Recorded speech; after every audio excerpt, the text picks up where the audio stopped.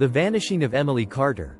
A nightmare unfolds. Emily Carter was a 23-year-old college student from Ashland, Oregon.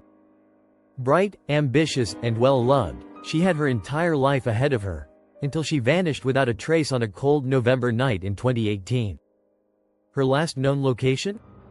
A quiet hiking trail on the outskirts of town. What should have been a peaceful evening turned into a horrific mystery that would haunt investigators for years.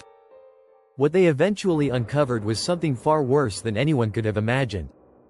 The night she disappeared on November 16, 2018, Emily met up with her friends at a local coffee shop. She seemed normal, happy, and excited about an upcoming trip.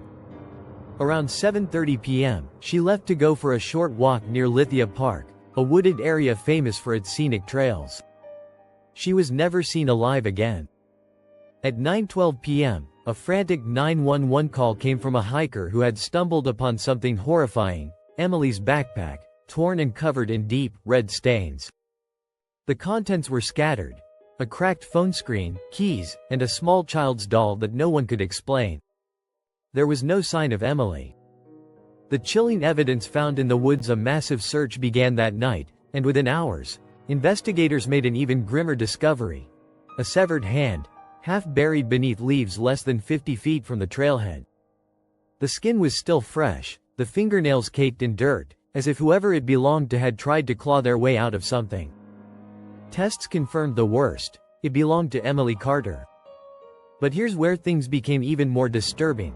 The hand had been removed post-mortem, meaning whoever did this was playing with their victim even after death. Her body was still missing. A serial predator's signature? The way Emily was attacked bore eerie similarities to a series of unsolved cases spanning the past decade. In each, victims were found mutilated, missing certain body parts, but never their full remains. One former detective recalled a case from 2011, where a woman's body was discovered in the exact same forest, except her eyes had been surgically removed, replaced with small, glass marbles. The details were never released to the public. Had Emily fallen victim to the same sadistic killer? The cryptic footage that shook investigators days later, a security camera from a nearby bridge, captured a chilling moment. At 9:05 p.m., minutes before Emily's bloodied backpack was found, a figure emerged from the woods. Tall, dressed in dark clothing, face obscured. In their right hand, something wrapped in cloth. Investigators believe it was Emily's severed hand. But the most terrifying part? The person stopped and stared directly into the camera, as if they knew they were being watched. Then, without breaking eye contact, they lifted a finger to their lips and disappeared back into the trees. The final, gruesome discovery weeks later, in the middle of a snowstorm, Emily's torso was discovered inside an abandoned hunting cabin, miles from where she had vanished.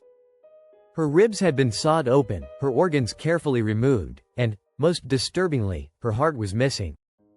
Carved into the wooden floor beside her body were 3 simple words, etched deep with a knife: she was chosen. To this day, her killer has never been caught. Who took Emily Carter? Was it a deranged serial predator? A satanic cult ritual? Or something even worse? Despite numerous suspects, the case remains unsolved. But one thing is certain: whoever took Emily Carter is still out there.